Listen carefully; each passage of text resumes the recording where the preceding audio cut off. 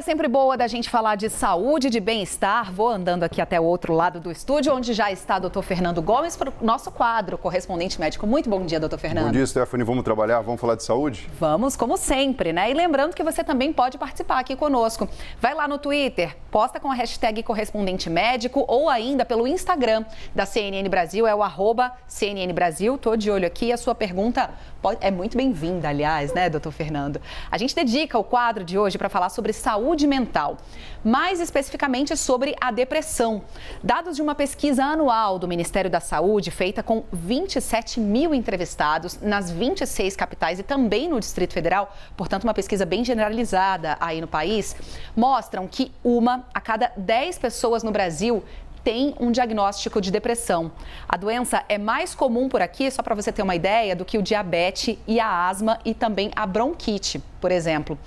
A depressão, doutor Fernando, é diferente de tristeza, né? Tem muita gente que fala, quando tá meio tristinho, assim, fala, tô meio deprimido, mas é importante a gente diferenciar as duas coisas. A depressão é uma doença e ela age no cérebro, né? Isso que o senhor vai explicar pra gente. Exato. A depressão é uma doença que a gente pode considerar como neuropsiquiátrica, que ela é crônica, ela pode ser recorrente e muito mais do que tristeza. Quer dizer, um dos sinais, dos sintomas, se a gente puder falar dessa maneira, acaba sendo a tendência do humor ficar muito próximo do que a gente conhece naturalmente de tristeza, de uma forma que esse traço ele pode se explicar por questões relacionadas com o próprio funcionamento do cérebro alterado e de neurotransmissores. Mas muito mais do que isso, Stephanie, existem alterações em diversas esferas da própria vida. Então, alteração do ponto de vista alimentar, do ponto de vista do sono, você pode ter alteração da libido, junto com essa sensação de tristeza, também uma baixa autoestima, o que impacta demais. Então, não adianta você chegar para um deprimido e falar, vamos lá, reaja. Não é assim que funciona. Tem muita coisa por trás e escondida que fica difícil de ser trabalhada de uma maneira tão rasa e tão direta como simplesmente uma motivação ou uma conversa. A alteração do peso, tem pessoas que passam a comer mais, tem outras que, na verdade, entram no processo de afastamento da própria alimentação e alteração do sono.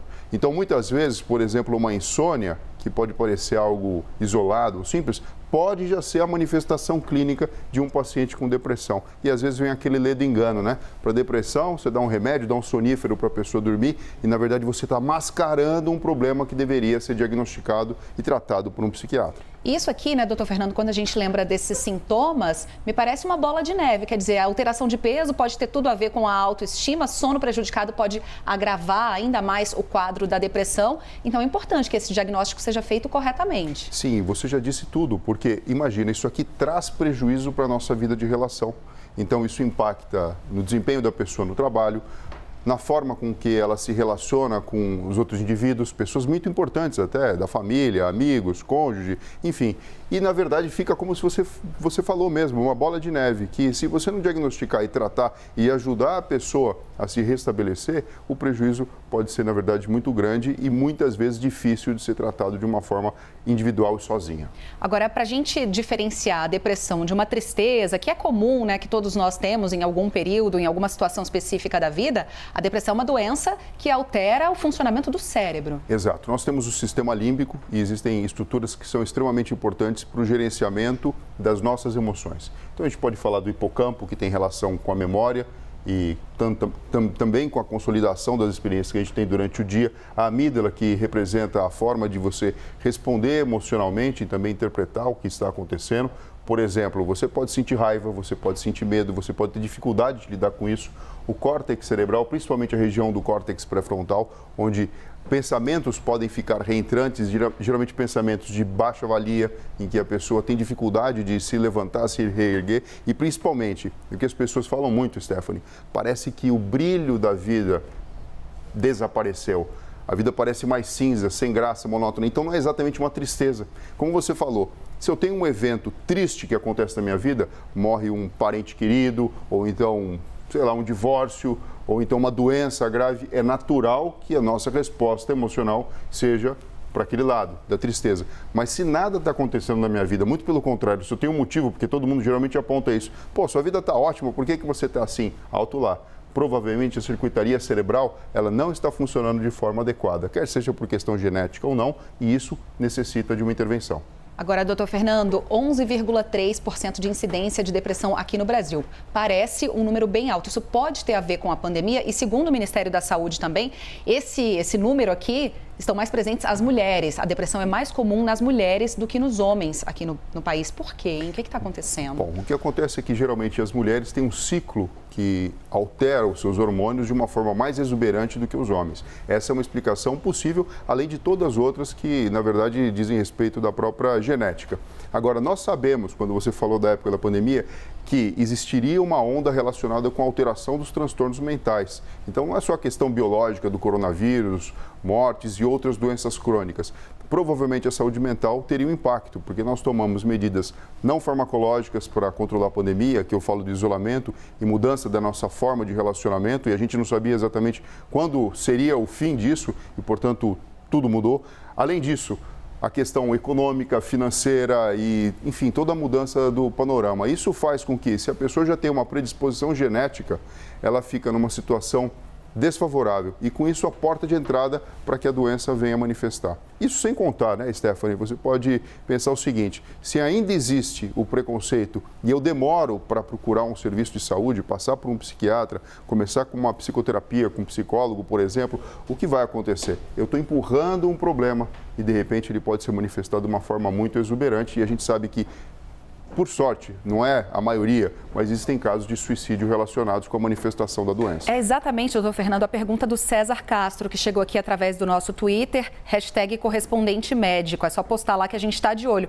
Ele pergunta, no caso da depressão profunda, ela pode levar o paciente a pensar em cometer o suicídio? Quer dizer, é tão desesperadora a situação que a pessoa não suporta a própria vida mais?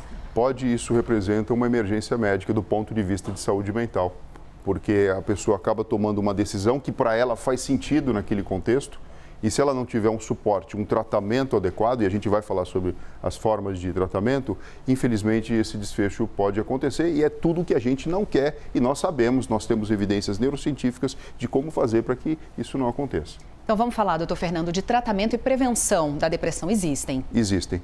Bom, a primeira coisa, o tratamento da depressão é feito pelo médico psiquiatra, que tem formação para isso, para diagnosticar. Hoje em dia a gente fala muito, como você muito bem comentou, olha, a pessoa está se sentindo triste, está se sentindo deprimida, então tem depressão. Não é bem assim. Existem critérios para você fazer o diagnóstico de depressão.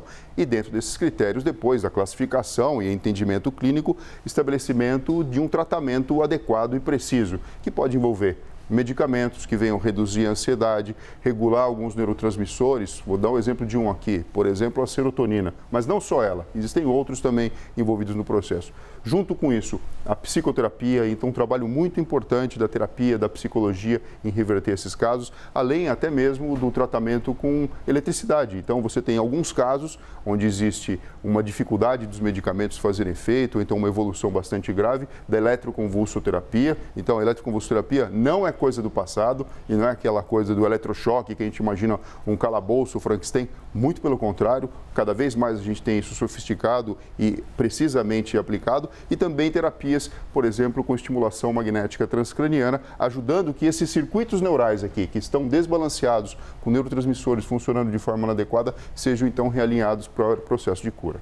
E falando em prevenção, doutor Fernando, o que a gente pode fazer, que medidas a gente pode adotar no nosso dia a dia para evitar chegar num quadro de depressão? Bom, em linhas gerais, Stephanie, é o seguinte: quanto mais a gente ajuda o nosso cérebro a trabalhar num formato normal e equilibrado, melhor. Então, cuidado com a questão do repouso, do sono. O sono tem um papel importante em relação a isso. A prática de atividade física, ela é fundamental. Ela ajuda, na verdade, esses neurotransmissores funcionarem de uma forma melhor dentro do cérebro. Cuidado com a alimentação, cuidado com hábitos nocivos, então o tabaco, a bebida alcoólica em excesso, enfim, tudo que te leva a um padrão de busca de alguma coisa, de alguma fuga, pode, na verdade, te predispor a abrir o quadro clínico. E, principalmente, reconhecer.